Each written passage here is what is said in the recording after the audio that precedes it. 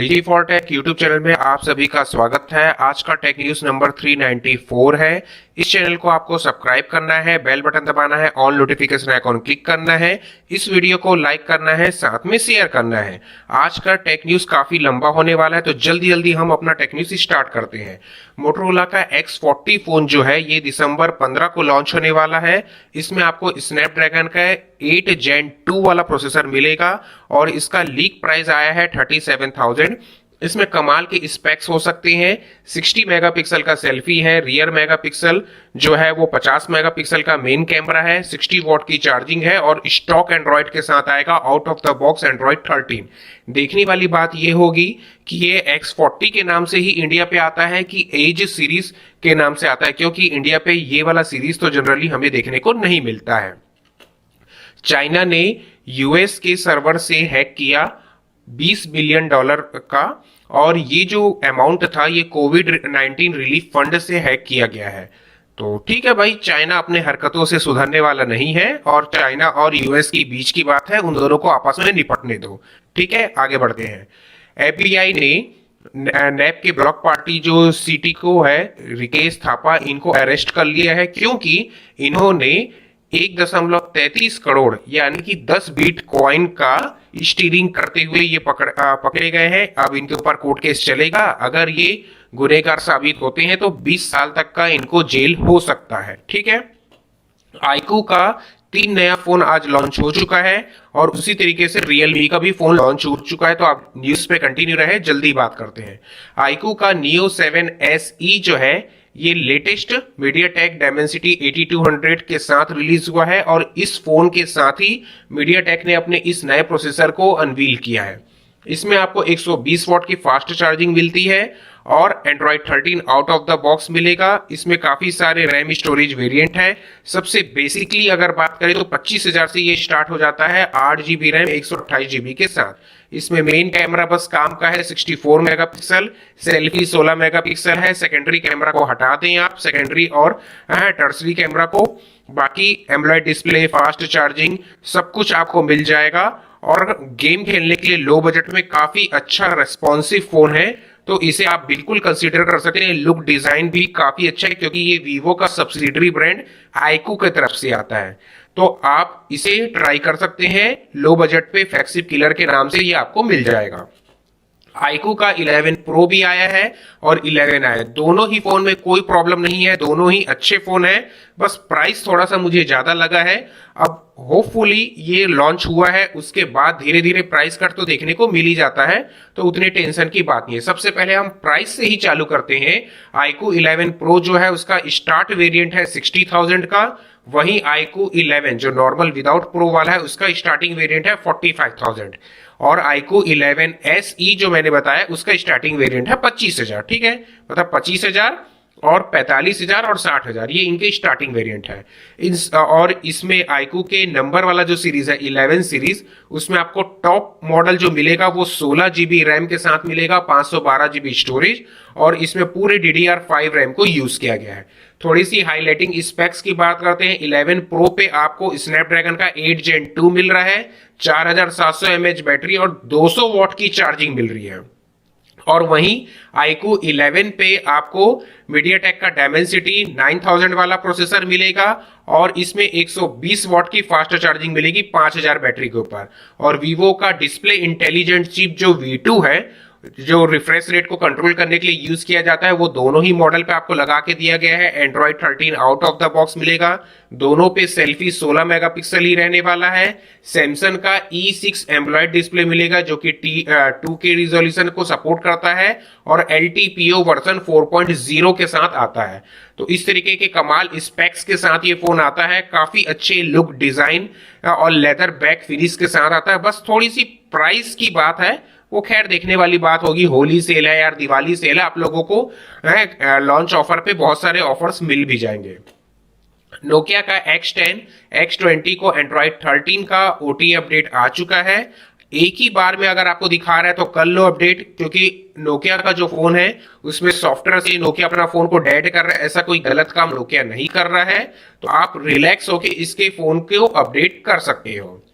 Play station का एक free event होने वाला है ऑनलाइन मल्टीप्लेयर का। उसका डेट है 10 दिसंबर और 11 दिसंबर। तो अगर आपके पास प्ले स्टेशन यानी कि पीएस का सब्सक्रिप्शन पास है तो आप जाके गेम एंजॉय करें। वहां काफी सारे एक्साइटिंग गेम्स मिल रहे हैं, कुछ कुछ वाउचर्स मिल रहे हैं अगर आप जीत जाते हैं तो। और अगर आपके पास सब्सक्रिप्शन नहीं है तो प्राइस कट कर दिया गया है, अब 500 रुपए में भी आप सब्सक्रिप्शन ले सकते हैं। टेक्नो ने अपना लैपटॉप लॉन्च किया है। देखो, टेक्नो ने कल अपना लॉन्च किया था टेक्नो पोवा 4 और टेक्नो ने फैंटम X2 प्रो, ये सब हाई टॉप नॉच जाके मार्केट का सबसे स्पेक्स को उठा के लॉन्च करके दिया गया है और प्राइस भी टॉप नॉच रखा गया है। बट इस ब्रांड पे हजारों रुपए खर्चा करना इतना वर्दी नहीं है। तो बस आप सुन लीजिए कि इन्होंने क्या किया है।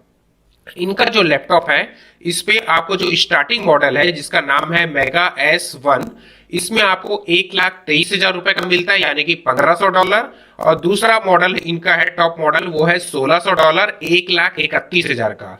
अब इसमें ये रहे हैं इंटेल का 12th जेन का i7 प्रोसेसर दे रहे हैं, 16 GB रैम, एक में 16 GB है, एक में दोनों में 16 GB है, एक में 512 GB का वो है NVMe SSD है, वर्सन 4 वाला यानी कि जनरेशन 4 वाला, इसलिए प्राइस ज्यादा है। और दूसरे पे 1 TB है, DDR5 रैम है, 70 वॉट आवर की बैटरी दी गई है और 3.2K वाला डिस्प्ले दिया गया है। काफी अच्छा स्पेक्स दिया गया है, टाइप सी से आप चार्जिंग कर सकते हैं, AI कैमरा और डॉल्बी ऑडियो वगैरह, डुअल माइक, सब चीज के नॉइस कैंसिलेशन, सब चीज का सपोर्ट दिया गया है। थीन लाइट वेट डिजाइन है और विंडोज 11 प्री इंस्टॉल के साथ ही आएगा। बट यार, टेक्नो ब्रांड पे 1,23,000 खर्चा करना, 1,31,000 खर्चा करना समझ के बाहर है, तो ध्यान देने की जरूरत नहीं है। Xiaomi का जो 13 सीरीज है ये 11 दिसंबर को लॉन्च होने वाला है। वैसे तो 1 दिसंबर को लॉन्च होने वाला था, बट चाइना के जो उनके लीडर है समथिंग, उनका नाम कुछ है, उनका डेथ हो चुका था, इस वजह से लॉन्च को पोस्टपोन करके 11 दिसंबर किया गया है। जो Xiaomi का ये फोन है ये iQOO के 11 सीरीज के साथ direct neck to neck compete करेगा। और सेम जैसे कि मैंने कहा iQOO का 11 आज अच्छा लॉन्च किया है, बट प्राइस थोड़ा सा ज्यादा है। तो बस अब देखने वाली बात होगी कि Xiaomi का जो फोन है वो प्राइस कितना कॉम्पिटेटिव रख पाता है, क्योंकि Xiaomi के फोन पे आपको iQOO के फोन से भी ज्यादा स्पेक्स देखने को मिलने वाले हैं। 210 वॉट की चार्जिंग मिलेगी, तीनों कैमरा जो है रियर का वो 50-50 मेगापिक्सल का रहेगा, है ना, और LTPO डिस्प्ले मिलेगा। बहुत सारा चीज इसमें हाईटेक्स मिलने वाले हैं, कैमरा से लेके स्पेक्स से लेके सब कुछ। 16 GB रैम तक भी इसमें आपको मिल जाएगा। तो देखना ये होगा कि इसमें आपको iQOO का ज्यादा अच्छा मिलता है कि इसका ज्यादा अच्छा मिलता है। डेटा लीक हो चुका है 6 लाख इंडियन यूजर्स का, और ये जो यूजर है ये गूगल के हैं, माइक्रोसॉफ्ट के और फेसबुक अकाउंट के हैं। जी हाँ, इन तीनों ब्रांड पे आपका अगर अकाउंट है और आप बिना सोचे समझे एक्सेस करते हैं तो आपका डेटा चला गया था 6 लाख यूजर्स का, और ये डेटा मात्र 490 रुपए पर यूजर के तौर पे सेल किया जा रहा था। और ये स्पॉट हुआ है, नॉर्ड वीपीएन ने इसे बताया कि भाई आपका डेटा बिक रहा है, तो फिर इस पे एक्शन लेना स्टार्ट किया गया है। तो देखते हैं भाई क्या होता है। ऐसे यूजर्स, मैं ऐसे भी यूजर्स को जानता हूं जो अपने पीसी, कंप्यूटर, लैपटॉप हर जगह, है ना, हिस्ट्री ऑन करके रखते हैं, प्राइवेसीज बंद रखते हैं और सर्च जो भी आप कर रहे हैं उसे छोड़ देते हैं। ऐसे मैं लोगों को जानता हूं जो लोग गूगल क्रोम पे अपना सोशल प्लेटफॉर्म लॉगिन करके रखे हैं, आईडी पासवर्ड को सेव करके छोड़ देते हैं वहां पर, ताकि हम बार बार डेली दिन में 4 बार हमको खोलना है यार, बार बार हमको आईडी पासवर्ड टाइप करना नहीं पड़े। भाई आप ऐसे हरकत करोगे तो ये तो होना ही होना है। व्हाट्सएप पे अवतार फीचर रोलिंग आउट स्टार्ट हो चुका है। 36 तरीके का कस्टमाइजेबल स्टाइल मतलब स्टिकर आपको देखने को मिल जाएगा। तो वैसे अगर आप व्हाट्सएप के फैन हैं तो आपकी अच्छी बात है। मैं तो व्हाट्सएप जब तक जमाने से छोड़ दिया हूं, रेयर टू रेयर यूज के लिए यूज करता हूं। मेरा मैक्सिमम यूज टेलीग्राम से निपट जाता है, क्योंकि टेलीग्राम पे जो फीचर्स मिलते हैं वो व्हाट्सएप से कई गुना आगे है, फ्यूचर प्रूफ प्रोडक्ट है वो, और टेलीग्राम का पीछा करने में व्हाट्सएप को कई साल लग जाएंगे। इंस्टाग्राम अब इन्फॉर्म करेगा क्रिएटर को, जैसे कि उनके द्वारा पोस्ट किया हुआ जो भी है ना पोस्ट है, अगर वो किसी कारणवश ब्लॉक किया जा रहा है, यूजर को रिकमेंडेड नहीं किया जा रहा है, तो आपको वो हिंट करेगा कि भाई आपके जो पोस्ट है उसमें ये इशू है, उसे फिक्स कर लो। तो ठीक है भाई, क्रिएटर्स के लिए अच्छी बात है। वैसे तो मैं इंस्टाग्राम पे ज्यादा फुल्ली एक्टिवेट नहीं रहता, जस्ट फॉर चेकआउट पर्पस मैं चेक कर लेता हूँ। रियलमी का 10 सीरीज जो आया है, जस्ट लेवल का कचड़ा और ओवर प्राइस्ड फोन है। थर्ड क्लास फोन, बिल्कुल 100% इग्नोर करने लायक फोन है, क्योंकि इनका जो प्रो प्लस है 25,000 पे इन्होंने लॉन्च किया है, डायमेंसिटी 1080 है ना। और मेन कैमरा है 108, दूसरा कैमरा है 8 मेगापिक्सल और तीसरा कैमरा है 2 मेगापिक्सल। सेल्फी 16 मेगापिक्सल, 5000 का बैटरी पकड़ा दिया, 67 वॉट की चार्जिंग है और फोन में कोई नया बात नहीं है। कर्व डिस्प्ले बोल बोल के आपको बेवकूफ बना के बेचेगा। दूसरा जो इनका मॉडल है नॉर्मल 10 प्रो, उसमें आपको स्नैपड्रैगन 695 मिल रहा है, 33 वॉट की चार्जिंग है, एलसीडी स्क्रीन दिया गया है यार। 20,000 रुपए आपको आज के दिन में एलसीडी स्क्रीन दे रहा है। एलसीडी स्क्रीन में आप 144 हर्ट्ज दो, 500 हर्ट्ज का रिफ्रेश रेट दो, उससे कोई मतलब नहीं है ना। एलसीडी स्क्रीन मतलब एलसीडी स्क्रीन ही है वो, ठीक है। और इस बार कम से कम 15 से 18 बोल्टवेयर ऐप लोड करके दिया गया है, तो इतना कचरा भर के दिया गया है। बस एक ही चीज अच्छा है इस फोन पे कि आउट ऑफ द बॉक्स आपको एंड्रॉइड 13 के साथ ये रिलीज करके दिया गया है। लेकिन स्नैपड्रैगन 695 एसओसी वाला फोन आपको 20,000 पे बेचना कहीं भी वर्थ नहीं है, एलसीडी डिस्प्ले के कॉम्बिनेशन के साथ 5G के नाम पे बेवकूफ बनाने के लिए। उससे अच्छा आपको पिछले साल का रियलमी के 9 सीरीज भी बहुत सक्सेस हुए थे, रेडमी का नोट 11 सीरीज है, Xiaomi का Mi 11 Lite NE 5G है। ये टॉप नॉच फोन है, हमेशा 24-25 हजार दिखाता है, बट उस पे हमेशा प्राइस कट चलता है, आपको 18-19 में मिल जाएगा। और इसमें मिलता है स्नैपड्रैगन का 778 एसओसी है, सुपर एमोलेड डिस्प्ले है ना। तो वो वाला फोन आप लो। रेडमी का नोट 11 प्रो प्लस 5G है, उसमें सुपर एमोलेड डिस्प्ले दिया गया है, 67 वॉट की चार्जिंग है और सेम प्रोसेसर है स्नैपड्रैगन 695। वो आपको 18 हजार में मिल जाता है ना, 5000 mAh बैटरी के साथ। तो ऐसा फालतू फोन लेने का कोई मतलब नहीं है, लात मार के भगाओ रियलमी को।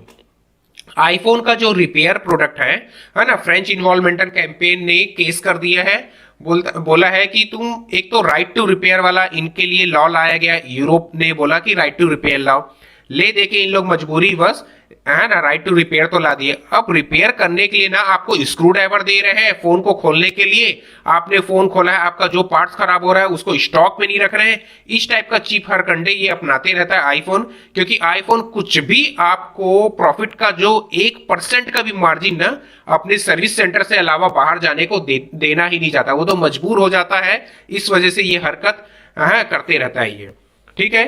तो अच्छा, इसको लात पड़ना चाहिए। $25 मिलियन का इसको फाइन लगा था 2020 में, अभी भी फिर से वैसे लगेगा और ये पैसा देते रहेगा, है ना। बेशरम कंपनी है, बिल्कुल सुधर नहीं सकता है ये। एप्पल जो है 5G सपोर्ट दे दिया है iOS 16.2 के आरसी अपडेट पे, है ना। तो ये जो आरसी अपडेट है ये केवल और केवल क्लोज्ड बीटा टेस्टर यूजर्स के लिए है, सभी यूजर्स के लिए नहीं है। इसको इतना बड़ा कंपनी होके एक 5G OTA अपडेट देने में इसका जान निकल जा रहा है। सभी मार्केट के चाइनीज, सैमसंग, बड़े बड़े ब्रांड्स OTA अपडेट दे दिए, ये OTA अपडेट रिलीज ही नहीं कर पा रहा है और आईफोन 1.5 लाख 2 लाख करके बेचे जा रहा है। इस बार का तो इनका सॉफ्टवेयर बग्स इतना है कि हर 15 दिन में आप देखेंगे इनका बीटा आ रहा है, अपडेट आ रहा है, ये आ रहा है, वो आ रहा है, ढंग से सॉफ्टवेयर ही नहीं बना पा रहे इस बार के आईफोन पे। ओप्पो का फाइंड N2 सीरीज आने वाला, इसमें आपको एक फोल्डिंग फोन, एक फ्लिप फोन मिलेगा। जो फ्लिप फोन है वो डायमेंसिटी 9000 पे आएगा और फोल्डिंग फोन है वो 8 Gen 2 पे आएगा। दोनों ही फोन टॉप नॉच रहने वाले हैं अपने specs, design, look, user interface, सभी चीज पे। देखने वाली बात होगी कि प्राइस 1 लाख के नीचे आ पाता है कि 1 लाख को पार करके ही आता है, क्योंकि फोल्डिंग एंड फ्लिप फोन कभी भी किसी भी ब्रांड का है, अभी ये नया इनोवेटिव टेक पे चल रहा है, तो इतना चीप तो आपको नहीं मिलेगा। एम्स दिल्ली का जो साइबर अटैक हुआ था वो फाइनली 2 हफ्ते बाद रिज्यूम हुआ, है ना। और इस जो सर्वर पे आपको मालूम है 1,73,000 हॉस्पिटल इंडिया के रजिस्टर्ड थे और उस एक एक हॉस्पिटल के अंदर कितने यूजर्स का डेटा रहा होगा और क्या क्या डेटा गया है, इसे तो अभी गवर्नमेंट रिवील करेगा नहीं। धीरे से आपको 4-6 महीने 8 महीने में पता चल जाएगा कि क्या क्या गया था, क्या नुकसान हुआ। अब फाइनली है ना रिज्यूम हुआ है इनका सर्वर। ट्विटर ब्लू जो है उसके प्राइस में थोड़े से चेंजेस कर रहा है ना एलॉन मस्क। वो बोलता है कि चलो यार, अगर आप वेब ब्राउजर यूजर हो, यानी कि आप पीसी पे चलाते हो, तो मैं आपको $1 सस्ता कर देता हूं, आप $7 दे दो और ब्लू टिक ले जाओ। और अगर आप ऐप स्टोर से चलाते हो तो आप और पैसा दो, है ना, $11 पे मैं आपको, है ना, ब्लू टिक करके दूंगा। फर्स्ट ऑफ ऑल, इंडिया पे टोटल जो सेलेब्स लोग हैं, सेलिब्रिटीज लोग हैं और जो पॉलिटिशियन है, वो ही केवल इस चीज को, ब्लू टिक को यूज करेंगे। आम यूजर, देखो, अगर $7 को इंडियन रुपीस में 700 रुपए हो जाता है, क्योंकि यूएस वाले लोग इंटू 100 करते हैं सीधा सीधा। ओरिजिनल जो डॉलर का प्राइस चलता है ना, 80-82 रुपए, उससे लोग मल्टीप्लाई नहीं करते हैं। तो $7 अगर आप वेब वर्जन के लिए लेंगे यानी कि 700 रुपए, है ना, और $11 यानी कि 1100 रुपए, वो भी पर मंथ का है भाई। अब भाई आप इसको लेंगे केवल आपका अकाउंट वेरीफाइड दिखने के लिए। यहां तो लोग इतना पैसा तो नेटफ्लिक्स को प्रोवाइड नहीं करते हैं। अरे भाई, 700 रुपए का तो इंसान यहाँ घर पे अपना ब्रॉडबैंड चलाता है ना, तो वो आपको केवल एक ब्लू टिक के लिए देगा। इंडियन मार्केट में तो इसका कुछ नहीं होने वाला है। सेलिब्रिटीज वगैरह लोग लेंगे और कोई नहीं लेगा इसे। एप्पल ने अनाउंस किया है कि वो एंड टू एंड इंक्रिप्ट करने वाला है अपने आई क्लाउड के बैकअप प्रोसीजर को, कि जैसे कि आप अपने फोन को फॉर्मेट कर रहे हैं, रीसेट कर रहे हैं या सेल कर रहे हैं और नए फोन पे अपग्रेड कर रहे हैं, तो आप मोस्टली अपने डेटा कहां बैकअप करते हैं? आई क्लाउड पे। तो आई क्लाउड को एंड टू एंड इंक्रिप्ट किया जाएगा और एप्पल आईडी के थ्रू ही उसे एक्सेस करके दिया जाएगा। Amazon ने अपना किंडल का जो नया वर्जन निकाला है, ये इसका वर्जन है 11th जनरेशन रिलीज किया है। 6 इंच का डिस्प्ले है, 16 GB का स्टोरेज है, टाइप सी वाली चार्जिंग है और प्राइस रखा गया है 10,000।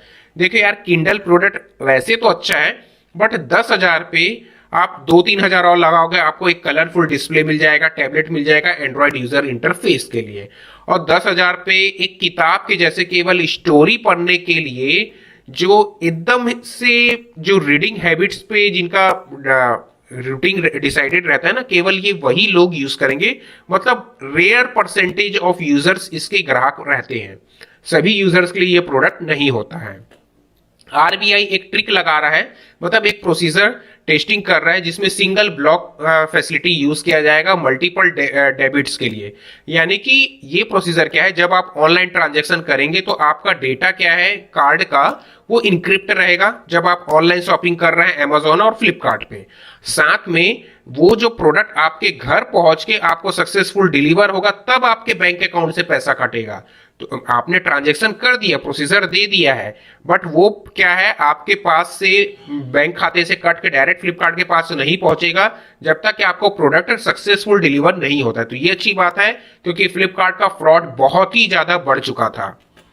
रेडमी का नोट 12 सीरीज भी इंडियन मार्केट पे बहुत जल्द आने वाला है और इसे कंपनी टैग कर रहा है, टीज कर रहा है सुपर नोट के नाम से। देखो यार, सुपर नोट बोलो, XYZ कुछ भी नोट बोलो, ऐसे नाम दे देने से ना फोन सक्सेस नहीं होता है।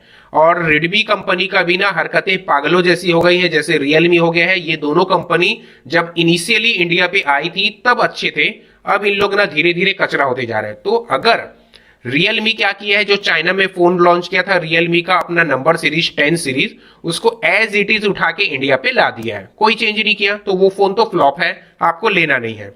अब बात करते हैं, रेडमी का नोट 12 सीरीज भी चाइना पे लॉन्च हो चुका है। अगर ये रेडमी भी एज इट इज उठा के इंडिया में लाता है तो ये भी फोन बिल्कुल मत लेना, सभी इसके मॉडल्स कचरा है, ओवर प्राइस्ड है, थर्ड क्लास है। अगर डेडिकेटेड इंडियन मार्केट के लिए स्पेक्स पे चेंज करता है, प्राइसिंग, डिजाइन, काफी सारे चीज को अगर चेंज करता है तो लेना है, नहीं लेना है वो लॉन्च होगा तो मैं आपको बता दूंगा स्पेक्स पॉइंट ऑफ व्यू से।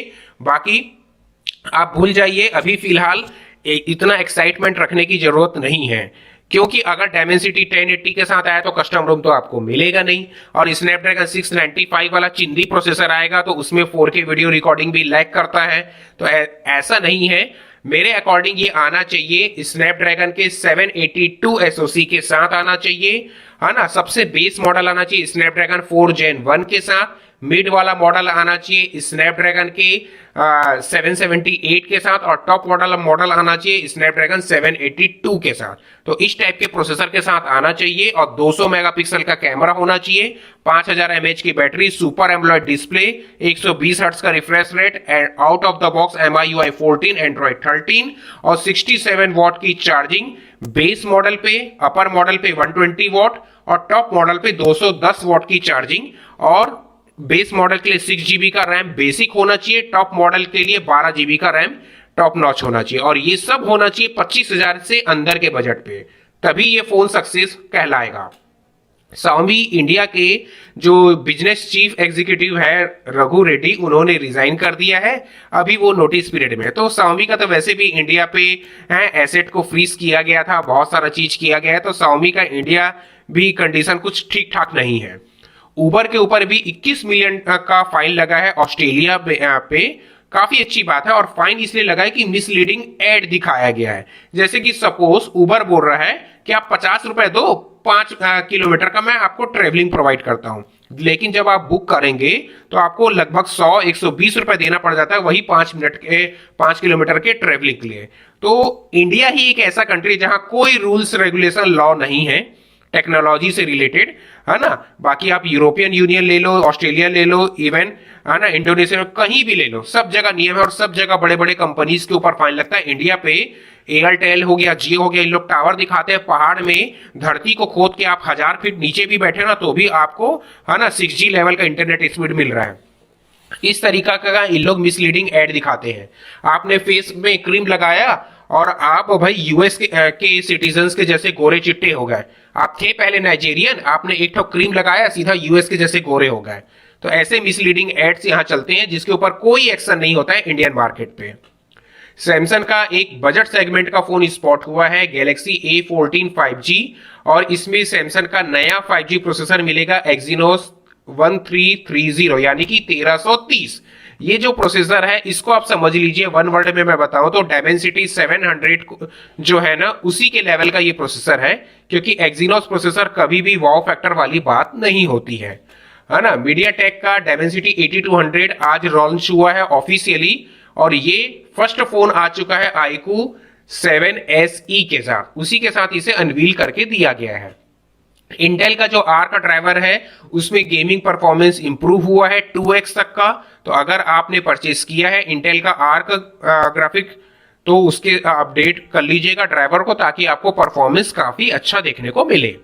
ZTE ने एक बजट वाला फोन स्पॉट मतलब लॉन्च कर दिया है, जिसमें डायमेंसिटी 810 है, यानी कि 5G फोन है, और 50 मेगापिक्सल का मेन कैमरा दिया गया है, बाकी 2-2 मेगापिक्सल है दूसरा तीसरा, सेल्फी 8 मेगापिक्सल है, full HD IPS LCD screen है, 90 हर्ट्ज के साथ 6GB 128GB का रैम है, और 6000 mAh की बैटरी है 18 वॉट चार्जिंग के ऊपर। तो ये खैर इंडिया में तो आना ही नहीं है, चाइना में लॉन्च किया है और बजट सेगमेंट के ऊपर है, तो अच्छी बात है भाई, वही लॉन्च करें। OnePlus 11 का कैमरा डिजाइन रिवील आ चुका है, आप देख सकते हैं ट्रिपल रियर कैमरा सेटअप आपको इसमें दिख रहा है, फर्स्ट सेकंड थर्ड। तो स्पेक्स देखिए, जाने दीजिए, ये 70,000 से कम तो प्राइस रखने वाला नहीं है OnePlus अपने प्रोडक्ट का, देख लीजिएगा। अब अगर आपको मेरा वीडियो पसंद आया है तो आपको लाइक करना है, शेयर कमेंट ड्रॉप करना है, साथ में सोशल प्लेटफॉर्म्स पे फॉलो करना है, चैनल को सब्सक्राइब करके ऑल बेल आइकन जरूर दबा के रखना है, अदरवाइज मेरी नई वीडियो की नोटिफिकेशन आप तक नहीं मिलती है। अब मैं आपको नई वीडियो पे मिलूंगा, तब तक के लिए गुड बाय।